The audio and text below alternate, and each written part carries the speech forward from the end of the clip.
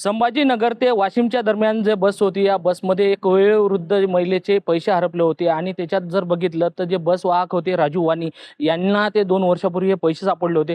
जवळपास 24,000 जवळपास ही रक्कम होती आणि या राजू जे वाणी आहेत यांच्याकडे जे त्या बसमध्ये एका पाकिटमध्ये जे पैसे आणि त्यामध्ये एक चिठ्ठी होती. त्या चिठ्ठीमध्ये त्या महिलेचं नाव होतं. त्याच्याच आधारावर 2 वर्षाने ती महिला पुन्हा त्यांना बसमध्ये सापडली आणि त्यानुसार त्यांना त्या महिलेचे पैसे बस स्थानकावर म्हणजे जमा केले होते ते वापस देण्यात आले. आपल्यासोबत ते वाणी येतात.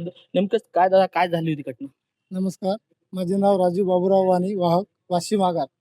मी जेव्हा 2 वर्षापूर्वी म्हणजे 2024 मध्ये छत्रपती संभाजीनगर ते वाशिम ड्युटी करत असताना जेव्हा मी वाशिमला पोहोचलो तर सर्व प्रवासी बांधव आपले उतरून गेले होते आणि जेव्हा बस चेक केली तर बसमध्ये मला एक महिलेचं पॉकेट, त्यामध्ये एक दवाखान्याची चिठ्ठी आणि रोख रक्कम 24,000 रुपये सापडले. ते 24,000 आणि कागद पॉकेट आजीचे मी आगारात जमा केले.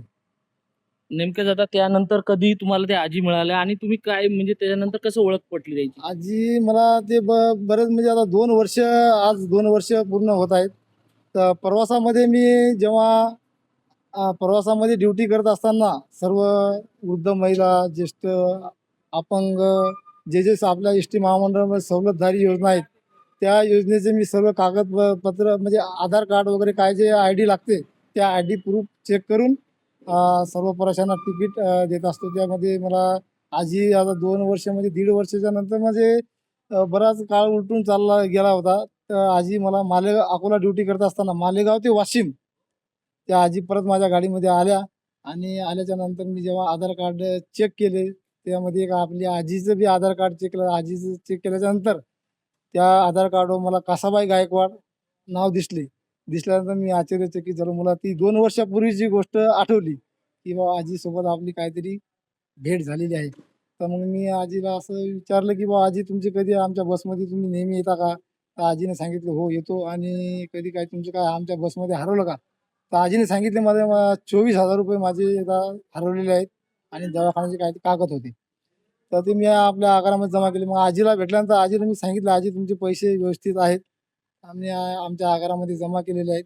आमच्या महोदय साहेबांना भेटून पूर्ण कागदपत्र पडताळणी करून आजीच्या बँक खात्यात पैसे जमा केले.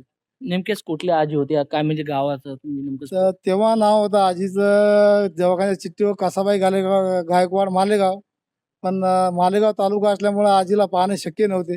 नंतर आम्ही आजी भेटल्याच्या नंतर मी आजीला विचारलं सर्व विचारल्यानंतर आजीचं गाव आहे दुधाळा, तालुका मालेगाव, जिल्हा वाशिम असे गावाचे नाव आहे.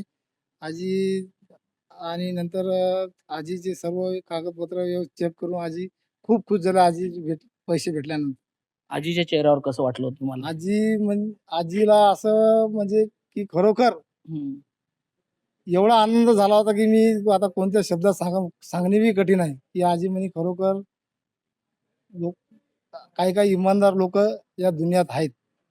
आजीच्या डोळ्यातून अश्रू गळत होते आनंदाचे की आजी एवढ्या खुश झाल्या होत्या.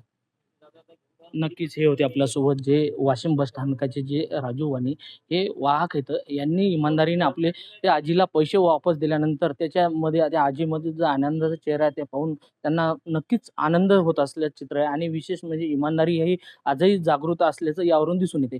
कॅमेरामॅन सचिन राणेसह विठ्ठल देशमुख, TV9 मराठी, वाशिम.